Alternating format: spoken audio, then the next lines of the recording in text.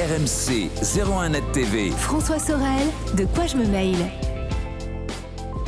Un grand bonjour à vous toutes et à vous tous. Très heureux de vous retrouver comme chaque week-end, vous le savez, pour De quoi je me mail, toute l'actualité des nouvelles techno. De quoi je me mail sur tous les supports dorénavant, le dimanche de 6h à 7h à la radio, en FM sur RMC, mais aussi donc en podcast audio dès le vendredi sur rmc.fr, sur les principaux agrégateurs de podcasts, et puis la version vidéo qui vous attend sur 01 Net TV et sur YouTube. Au menu de ce De quoi je me mail tout à l'heure, on s'intéressera au lancement officiel enfin de l'assistant vocal d'Orange, Jingo. Marie-Noëlle Gégaud-Lavessière, qui est l'une des patronnes d'Orange, sera avec moi en studio. On lui posera toutes les questions. On évoquera bien sûr les assistants vocaux, mais aussi la 4G, la fibre optique, bien entendu, puisque ce sont des sujets hyper importants. Et la 5G. Je vous rappelle qu'à tout moment, vous pouvez réagir au contenu de quoi je mail sur la page Facebook de quoi je me mail, en vous y abonnant, en nous suivant, et puis avec le hashtag DQJMM sur Twitter. Merci d'être là et bienvenue. RMC 01 Net TV, François Sorel. De quoi je me mail. Et on commence bien sûr par le club de la presse IT. Jean-Sébastien Zanquier est là. Bonjour Jean-Sébastien. Bonjour François et bonjour à tous. Journaliste à 01net.com. On va commenter l'actu de la semaine. Et puis Emmanuel Paquette pour nous accompagner cette semaine. Bonjour Emmanuel. Bonjour François. Journaliste à l'Express. Le print bien sûr, le web, les applis, enfin partout. Vous le savez. Et on va commencer par Apple qui prépare peut-être sa révolution concernant la réalité virtuelle. Même si elle est déjà un petit peu apparue, il semblerait que pas mal de choses croustillantes soient en préparation, Sébastien. Effectivement, François, cette fois-ci, il n'y a plus vraiment de doute, en fait, puisque Tim Cook a réuni ses troupes à Cupertino en octobre dernier pour leur exposer tous les projets de la société en matière de réalité virtuelle et de réalité augmentée. En fait, selon les informations de Bloomberg et aussi The Information, notre site d'actu américain, Apple lancera au premier trimestre 2020 un iPad Pro muni d'un nouveau capteur 3D. Il permettra de recréer en 3 dimensions des pièces, des objets, des personnes aussi. Et ensuite, ce capteur, il sera intégré aux iPhones qui sortiront fin 2020 également. Voilà pour la première vague, si on peut dire, de voilà, donc des appareils qu'on connaît déjà qui vont être adaptés à la VR. Exactement. Et ensuite, la seconde vague, elle consisterait à commercialiser un casque qui combine réalité augmentée et réalité virtuelle en 2021 ou 2022. Et ensuite, ça sera décliné en version beaucoup plus légère, sous forme de lunettes, en 2023. Donc voilà, on sait, là, ça devient apparemment très concret. On sait que Tim Cook, ça fait des mois même des années, n'a jamais vraiment caché son intérêt pour la réalité augmentée. Et par exemple, en 2007, il considérait que ça serait une révolution aussi importante que celle des smartphones. Et Apple ne prend pas ça du tout à la légère, puisqu'il y aurait une équipe d'environ de 1000 personnes qui travailleraient sur ce projet directement chez eux, avec des anciens ingénieurs de la NASA et aussi des développeurs dans le jeu vidéo. Donc on voit qu'il y a vraiment des applications qui peuvent être vraiment très, très vastes. Donc voilà, plus de doute a priori, d'ici 2-3 ans, et on devrait avoir les premiers casques et lunettes de réalité augmentée de la part d'Apple. C'est du lourd quand même. Hein. Clairement. Emmanuel Paquette, est-ce que la stratégie d'Apple sur la VR est pertinente à ton avis? C'est quelque chose qui coule de source? Ça coule de source parce que c'est vrai que l'industrie en général se dirige là-dessus depuis un certain temps, mais avec plutôt des destins plus ou moins réussis, puisque Google a essayé de lancer ses propres lunettes, notamment de réalité virtuelle en 2015-2014. Ils les ont abandonnées, puis après ils ont relancé une nouvelle version des Glass pour le professionnel, pour l'activité professionnelle, donc dans les hôpitaux notamment, architecture, etc. Donc on voit que l'application de ce genre de choses était plutôt B2B que B2C, donc pour les professionnels plus que pour le grand public. Et puis l'autre expérimentation, c'est celle de Snapchat avec les Spectacles, donc qui en a à sa 3e version de lunettes connectées avec de la réalité virtuelle. Et c'est pas un gros succès aujourd'hui pour Snapchat. Donc pourtant, eux ont les applications, c'est-à-dire que Snapchat, c'est l'application Snap qui pousse les lunettes. Pour Google, c'est tout ce qui était Google Maps, jeu aussi qui était mis en avant sur les Google Glass, qui n'a pas vraiment fonctionné dans le grand public parce qu'il faut mettre un certain prix dans ces lunettes connectées aujourd'hui. Donc les premiers pas de la réalité virtuelle, ça n'a pas énormément fonctionné pour ces deux acteurs-là. Peut-être qu'Apple va réussir là où les deux autres ont échoué, sachant qu'aujourd'hui la vraie réussite, ça reste, et la seule, ça reste l'application Pokémon Go, avec laquelle tout le monde peut jouer aujourd'hui, qui est toujours un succès. Et puis la nouvelle version, probablement, une des évolutions de l'éditeur de Pokémon Go qui va lancer un jeu Harry Potter d'ici peu. Donc on va voir si ça va être aussi un énorme succès comme Pokémon Go. Mais c'est vrai qu'aujourd'hui, on en parle beaucoup et il y a très peu de succès. Alors Apple a l'air de se mettre avec Valve. Valve, c'est quand même un acteur monstrueux du jeu vidéo, hein. C'est la plateforme Steam de téléchargement de jeux en ligne. Puis c'est ceux qui ont édité aussi un jeu, alors c'est pour les plus anciens ça, Half-Life, qui a été un énorme carton sur ordinateur. Voilà. Les émois, les nuits entières. Beaucoup de soirées de jeux en réseau avec les potes pour jouer à Half-Life. C'était dingue. Hein. Exactement. Donc on va bien voir si la réalité virtuelle va enfin décoller, parce que c'est vrai, tu le disais, peut-être que la techno n'était pas prête finalement, et peut-être qu'Apple juge que maintenant elle est assez mûre pour pouvoir lancer. Peut-être. Moi j'ai quand même un doute sur le form factor en lui-même, c'est-à-dire des lunettes. Pour porter les lunettes, toi aussi, au quotidien c'est quand même pas terrible d'avoir des lunettes tout le temps sur le nez. Vraiment, enfin je trouve que c'est pas pratique quoi.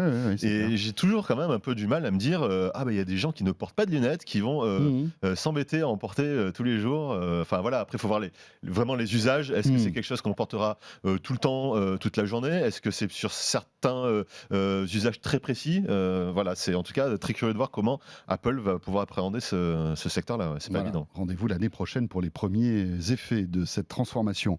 On reste chez Apple avec quelque chose de beaucoup plus concret là, qui est disponible. C'est le MacBook Pro 16 pouces qui vient d'être annoncé. Exactement, annoncé aussi cette semaine. MacBook Pro 16 pouces. Donc c'est un châssis presque identique au 15 pouces, légèrement plus grand, mais avec un écran cette fois-ci donc qui gagne 1 pouce, avec également surtout un nouveau clavier qui remplace le clavier papillon, qui on le sait a été un petit peu un ratage pour Apple. Un clavier très sympa à utiliser, mais avec beaucoup de problèmes de fiabilité. Et ça y est, Apple met de côté ce clavier et revient au vieux système ciseaux, mais malgré tout, c'est une sorte de clavier qui est quand même plus fin que les anciens claviers des MacBook Air, par exemple, qu'on avait connus à l'époque. Donc voilà, en tout cas, c'est une bête de course. C'est un ordinateur qui peut avoir jusqu'à 8 Tera de stockage et qui commence à 2 700 €.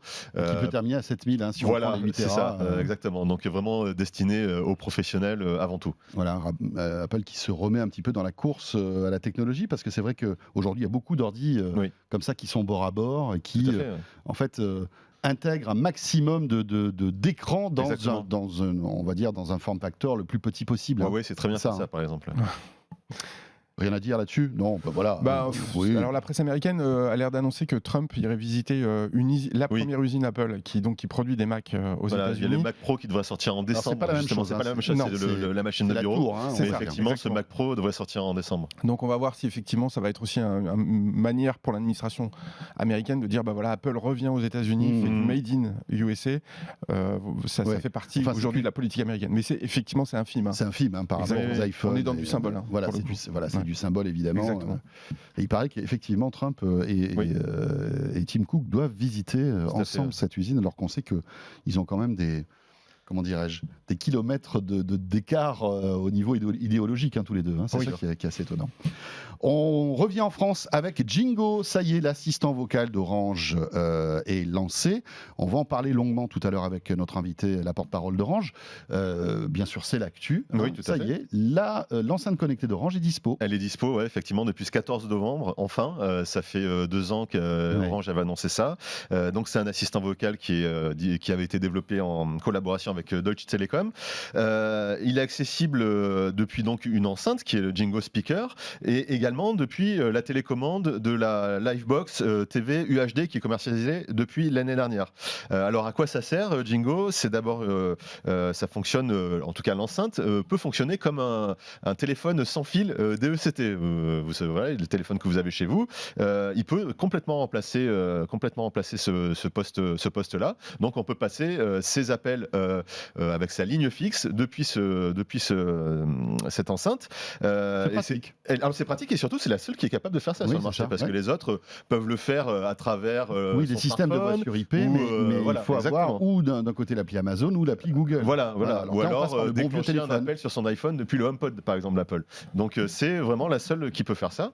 Après, le reste des fonctionnalités, c'est quand même beaucoup plus classique. On demande la météo, il y a des partenariats avec Météo France, les infos avec France Info, et puis également on peut lui demander d'activer quelques fonctions domotiques avec l'option maison connectée d'Orange, sa commande, les éclairages, etc. Également, l'enceinte fonctionne avec Alexa. Donc on peut directement aussi demander OK Jingo ou Alexa en fonction, la diode est blanche ou bleue en fonction de l'assistant qu'on utilise. Et voilà, le Jingo Speaker coûte 150 €. Il y a une réduction de 50 € pour les abonnés Livebox et les abonnés à certains forfaits mobiles jusqu'au 5 février prochain. Et c'est un petit peu cher quand même par rapport à d'autres assistants enceintes qu'il y a sur le marché. Par exemple, Amazon Echo est vendu seulement 100 €. Voilà, là pour 50 € de plus, on a Jingo. Black Friday, elle sera plus à 100 €. Ah non, ça c'est clair. Ça, en plus, si vous voulez en acheter, vous pouvez attendre quelques jours. Ça sera beaucoup moins cher dans quelques jours. Emmanuel, l'arrivée d'Orange sur la reconnaissance vocale et l'assistant vocal. Là aussi, si on parlait de symbole tout à l'heure avec Donald Trump qui visite une usine américaine d'Apple, c'est un peu la même chose, c'est-à-dire que Timothy Hodges, donc le responsable de Deutsche Telekom, et Stéphane Richard de chez Orange avaient bien annoncé que l'Europe voulait présenter un contre-feu face à Alexa d'Amazon ou le HomePod par exemple d'Apple, pardon. Oui, ou le Google Home. Ou le Google Home, exactement, de dire voilà, on laisse pas la place qu'aux Américains et aux Chinois. Oui, il faut qu'il y ait un acteur européen. Il faut qu'il y ait un acteur, et cet acteur ne peut être porté que par des opérateurs télécoms. Donc l'annonce avait été faite de manière assez ostentatoire, puis on a dû attendre. Les Allemands ont été les premiers à le lancer, alors sous le nom Magenta, pas sous le nom Jingo. Visiblement, il y a eu des problèmes de traduction de l'allemand au français qui auraient effectivement retardé le lancement dans l'Hexagone. Donc voilà, il y a encore visiblement des soucis technologiques dans la reconnaissance vocale, probablement un retard par rapport aux Américains et aux Chinois. Donc de ce point de vue-là, c'est vrai que je pense que le couple franco-allemand doit rattraper ce retard. Et d'ailleurs, le fait que Alexa soit intégré aussi dans Jingo, c'est aussi un signe de dire que l'écosystème qui peut fonctionner aujourd'hui avec ce système de reconnaissance vocale, il est plutôt américain et un peu moins français, même si effectivement, comme le disait Jean-Sébastien, Orange, ils ont signé déjà avec Netatmo pour faire fonctionner l'assistant personnel avec des équipements dans la maison, ils ont signé avec Bosch, ils ont signé avec pas mal grand équipementier, mais ils n'ont pas l'écosystème aujourd'hui d'Alexa, donc il y a une course de vitesse pour qu'effectivement un maximum d'équipements puissent fonctionner avec ces assistants. Ouais. Et puis vous imaginez un assistant vocal avec deux mots-clés finalement, et il faut réfléchir donc aux mots-clés que vous allez donner avant de lancer une requête. Oui. Pour savoir quelle fonctionnalité activer déjà. Je poserai tout à l'heure la question à Marie-Noël Gégola-Vessière, ça me paraît quand même un peu Cela dit, la Freebox Delta, c'est pareil. Il y a deux systèmes embarqués. Il y a celui de Free. C'est important que c'est une bonne idée. Non, effectivement.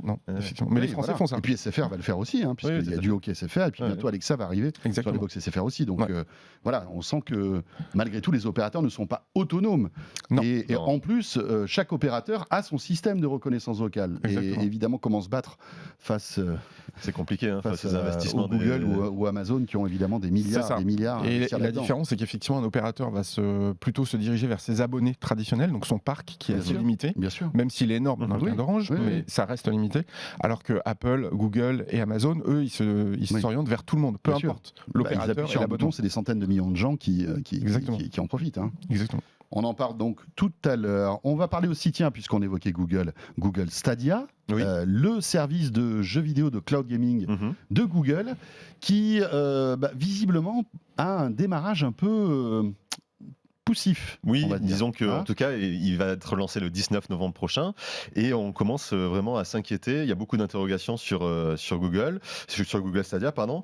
Déjà, il est clair que au niveau offre, Google Stadia n'aura qu'une dizaine de jeux avec une seule exclue qui est Guild. Donc c'est un petit peu décevant pour ceux qui se sont abonnés déjà ou qui ont commandé la Founder Edition. Ça fait des mois et des mois qu'on pouvait souscrire à cette première version. Exactement. Donc il y avait beaucoup d'attentes là-dessus. Il y a aussi certaines rumeurs qui commencent à annoncer qu'il y a des jeux qui ont des soucis comme Assassin's Creed Odyssey qui auraient de nombreux bugs quand ils tournent sur les serveurs de Stadia. Et les développeurs aussi s'inquiètent un petit peu de quelle sera la stratégie de Google sur Stadia, c'est-à-dire est-ce que c'est utile de se lancer dans un service de cloud gaming si les investissements qui nécessitent sont jamais amortis en fait, parce que par exemple Google lance parfois des services un peu à l'emporte-pièce et puis au bout de 2 ans, 3 ans, arrête. Tu as parlé tout à l'heure des expériences de Google, Emmanuel, sur la réalité augmentée. Par exemple, Daydream, qui était son projet de réalité virtuelle, a duré 3 ans et ça s'est arrêté. Donc les développeurs ont un petit peu peur de ça exactement aussi. Et alors on peut imaginer que comme c'est un service payant, ils soient un petit peu plus méticuleux, on va dire, et ne fassent pas n'importe quoi, parce que c'est vrai que la plupart des autres services de Google sont gratuits. C'est possible, effectivement. Il y a aussi d'autres problèmes vraiment techniques très terre à terre, mais par exemple les clés Chromecast Ultra qui vont servir justement à streamer les parties sur son téléviseur. 4K, voilà. Pour l'instant, c'est seulement les clés qui sont fournies avec la Founder Edition, donc on a commandé il y a déjà plusieurs mois, qui seront compatibles avec Stadia. Les Chromecast Ultra que vous avez déjà vous et moi sur votre téléviseur sont sortis il y a un an ou deux. Voilà, seront mis à jour plus tard. on ne sait pas vraiment quand. Donc, qui pourra accéder à ça dans l'absolu et relativement rapidement, on ne sait pas vraiment. Donc, voilà, il faut avoir la Founder Edition qui coûte quand même 129 €, si je ne m'abuse, pour avoir la manette et le bon Chromecast, pour pouvoir y jouer. Sinon, on risque d'attendre longtemps et ça sera facturé 10 € par mois, si je ne m'abuse. D'accord. Bon, on va bien voir. On va voir. Emmanuel ? Oui, alors la différence peut-être avec les autres projets abandonnés par Google, c'est que derrière, il y a beaucoup d'acteurs qui frappent à la porte. Il y a notamment Microsoft qui a son projet xCloud qui a été lancé dans 3 pays en test au mois d'octobre. Tout à fait. Corée du Sud, États-Unis et Angleterre. Alors quand on pose la question à Microsoft de savoir pourquoi ces 3 pays, eux disent parce que l'infrastructure est là, fibre optique, et 4G, 5G, et c'est pas le cas. La France n'a pas été sélectionnée. Voilà. Donc, je vous laisse le soin de deviner pourquoi. Quand on pose la même question à Google en disant mais comment vous y arrivez, et ils nous disent écoutez, nous on a un projet, des data centers qui ont été déployés en Europe de manière massive. Il y a un plan de 3,3 milliards d'euros pour placer des data centers en Europe dans les 2 prochaines années.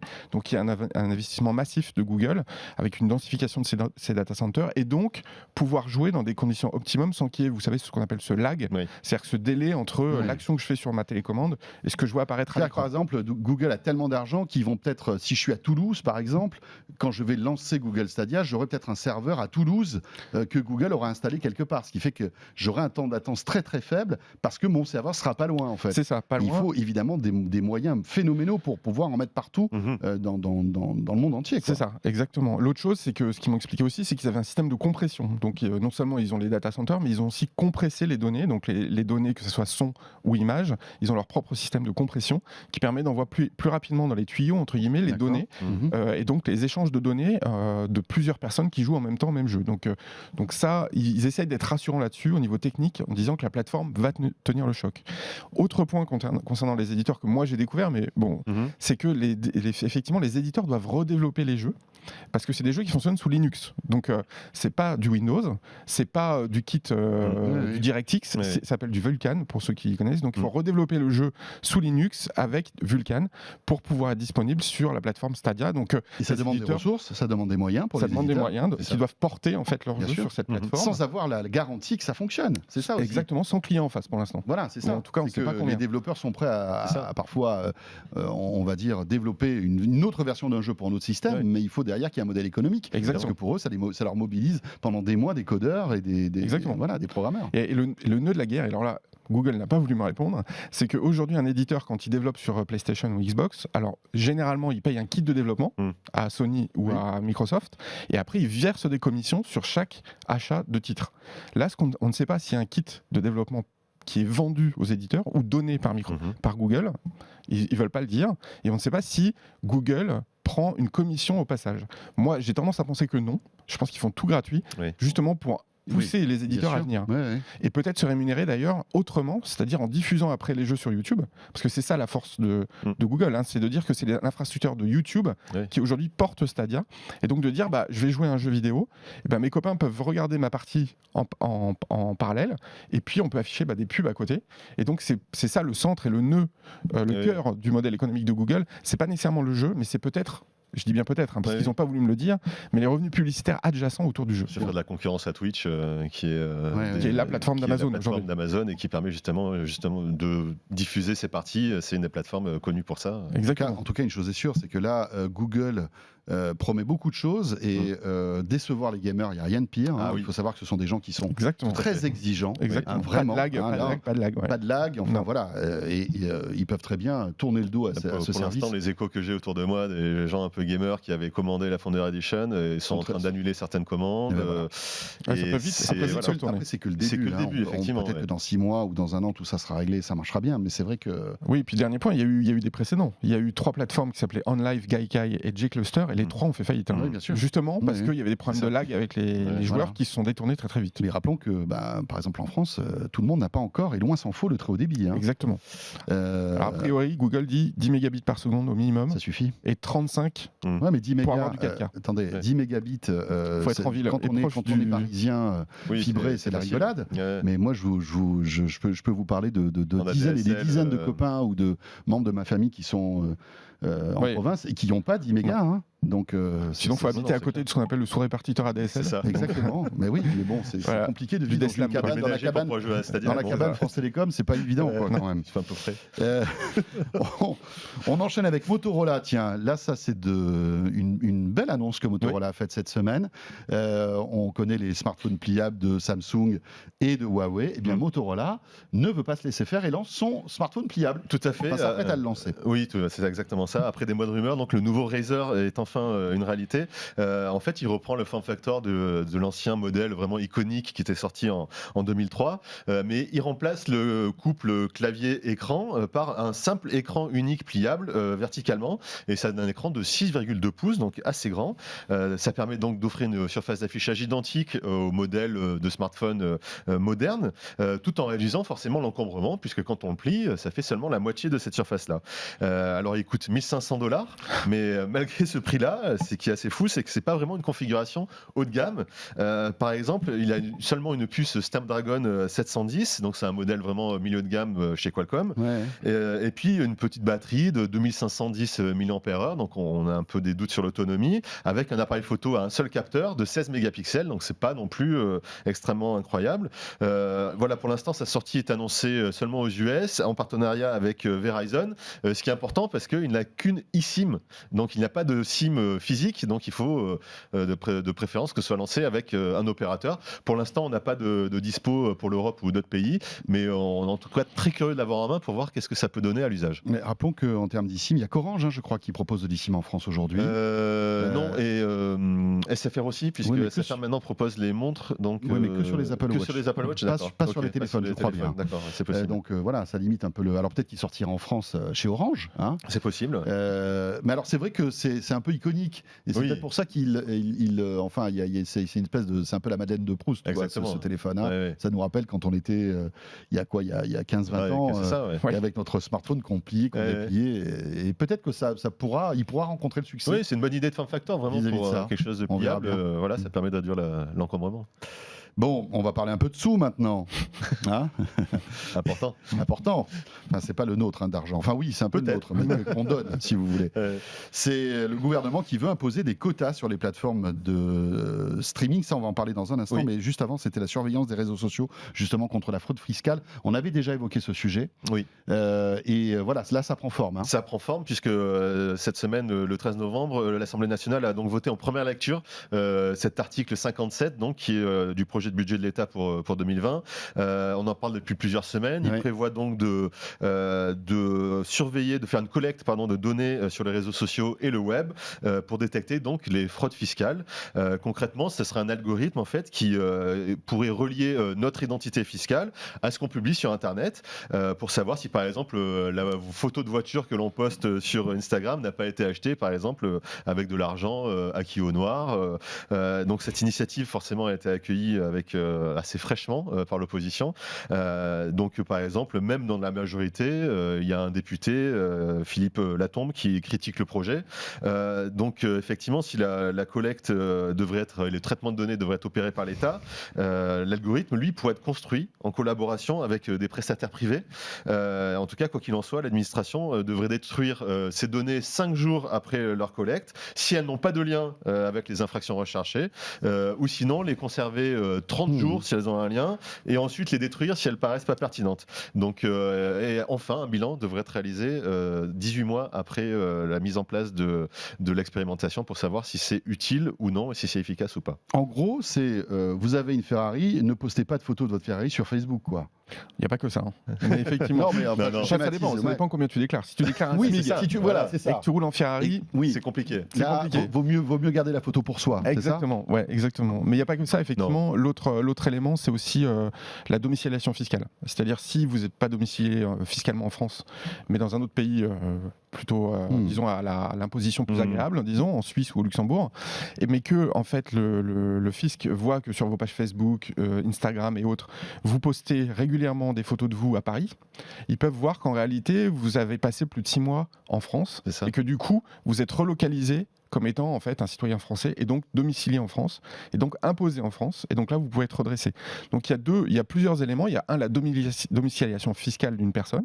Ça, c'est le premier point en fonction des photos qu'il peut publier. Ce qui t'est arrivé à Johnny Hallyday, non? Voilà, exactement. Tout à fait, exactement. Je crois et que l'autre, c'est ce qui remettait en cause le fait que en fait, sa succession pouvait être jugée aux US. Exactement. Alors que la plupart de ces photos étaient postées depuis la France. Ouais, en fait, je crois que c'est ça. Il y C'est pas avait tout à fait la même chose. Alors à l'époque, lui, il était en Suisse. Il se disait résident fiscal en Suisse. C'est ça. Mais donc ça, effectivement, il y a ça, il y a la domiciliation. Et ce que disait Jean-Sébastien aussi, l'autre, c'est votre train de vie. Est-ce qu'il est supérieur à ce que vous déclarez ou pas? Et donc ça peut être un élément. Alors l'élément nouveau en fait de Bercy, c'est que ça, ils le faisaient depuis longtemps, hein, mais oui, de manière ciblée. C'est-à-dire, ils avaient quelqu'un. Mais là maintenant ils le disent. En fait, c'est ça. Là, en fait, c'est massif. Ils le font avec tout le monde. C'est ça. Mais encore une fois, il faut que les données soient dites ouvertes, ce qu'on appelle en renseignement technique de l'OSINT. Donc, si vous avez fermé votre profil Facebook ou Instagram, ils peuvent pas aller voir. Voilà. Donc, je donne pas des conseils, des données publiques, mais c'est des données ouvertes. Donc, si vous paramétrez vos profils, vous pouvez, et le fisc pourra pas passer derrière. Par exemple, sur Instagram, si on a un compte privé et qu'il faut accepter la demande de quelqu'un pour regarder, là, on est tranquille en fait. Voilà, exactement. Et eux n'ont pas le droit d'entrer. Parce que là, on rentre dans le domaine privé. C'est comme une correspondance privée, d'une certaine façon. Donc, de ce point de vue-là, il y a toujours moyen de contourner pour ceux qui désiraient le faire. Hein. Je ne dis pas qu'il faut le faire, mais voilà. Donc, il y a déjà ce paramètre-là. Mais c'est vrai que ça instigue une suspicion de ramener un maximum de données. Donc, ce qu'on appelle la pêche au chalut. On ramène tout, et puis après, on regarde ce qui peut remonter. Et puis, c'est-à-dire qu'on peut même établir aussi d'autres choses sur votre vie. Éventuellement, que vous avez des maîtresses, que vous payez des grands hôtels à votre maîtresse, mais pas à votre femme. Enfin, ça peut rentrer assez profondément dans votre vie privée, donc il faut faire attention. Un peu, on va dire, la taille du filet, des mailles du filet. Exactement. Si il faut poster Instagram avec sa maîtresse, il faut, excusez-moi, mais être un peu con quand même. Enfin, je veux pas. Oui, mais c'est déjà arrivé. Ça peut arriver. Oui, c'est déjà arrivé. Ou ça peut être un ami. Un peu quand même. Ah oui, je veux dire, ça peut être un ami présent qui prend la photo aussi. Oui, voilà. Lui aussi, il faut faire attention quand même. Enfin bref, donc be careful, comme on dit. Voilà, l'examen va continuer. Sénat, comme le parcours d'une loi habituelle, on verra si c'est voté en l'état d'ici quelques semaines. Messieurs, merci beaucoup. Merci Jean-Sébastien Zanqui et merci Emmanuel Paquette, donc de l'Express et Jean-Sébastien de 01net. Vous restez avec nous. On évoquait Jingo il y a un instant. On va rentrer dans le cœur du réacteur de cet assistant vocal, de cette enceinte connectée, avec mon invité tout de suite. RMC 01net TV. François Sorel, de quoi je me mail?